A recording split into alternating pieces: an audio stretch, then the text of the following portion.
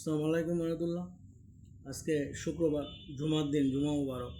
সবাইকে জুমার দিনে সবাই প্রস্তুতি নিয়ে আমরা নামাজের জন্য প্রস্তুতি নিতেছি সবাই ইনশাল্লাহ। আজকে জুমার নামাজ পড়ব এবং আজকে এই মাসটি হলো আরবি মহরম মাস। এই মাসের একটা ফজিলত অন্যরকম। আমরা মহরমের একটা রমজান রোজা রাখার একটা চেষ্টা করি, যেহেতু আমাদের নবীজি রেখে গেছেন। আমরা আমাদের আদর্শ হিসেবে ওনাকে ফলো করি এবং উনি ইহুদি না যারা অন্য ধর্মাবলম্বী ছিলেন তারা একটা রোজা রাখবে। তো আমাদের নবীজি বলেন না, আমরা দুটো রাখবো। তো আমরা এই মাসের 9 তারিখ, 10 তারিখ অথবা 10 তারিখ, 11 তারিখ এই দুটো রোজা রাখতে পারি। তাহলে আমাদের সে দেখা যাবে সারা জীবনের গুনাহ আল্লাহ তো মাফ করে দেবেন এই ওসিলায়। সুতরাং মহরম মাস খুব সম্মানিত মাস। এই মাসকে আমরা শ্রদ্ধা করব। এই মাসে হাজিরা যারা হজে আছেন তারাও বিশাল সওয়াবের অধিকারী, যারা আসে গেছেন তারাও ইবাদত করতেছেন। তাদের 40 দিন পর্যন্ত একটা ফজিলত থাকে হজ থেকে আসার পরে।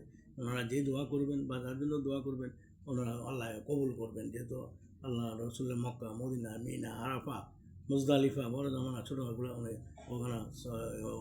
ওখান থেকে আসছেন।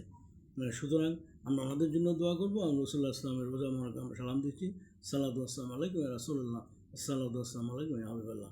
ধন্যবাদ। সব ভালো থাকবেন, সুস্থ থাকবেন। আবারও জুমা মোবারক জানাইয়া জুমার আজকের দিনের ফজিলত যেটা আমি গতকালকে ভিডিওতে বলছি সেটা সবাই আমরা চেষ্টা করব সূরা কাহাফ এবং বেশি বেশি দরুদ পাঠানো সাল্লাল্লাহু সাল্লাম রসুল্লাহর প্রতি, এবং সবাই আসরের থেকে মাগরিব পর্যন্ত আমরা যে দোয়া করব আল্লাহ রসুল্লাহ তো আল্লাহ তাআলা তো আমাদের দোয়া কবুল করবেন ইনশাআল্লাহ।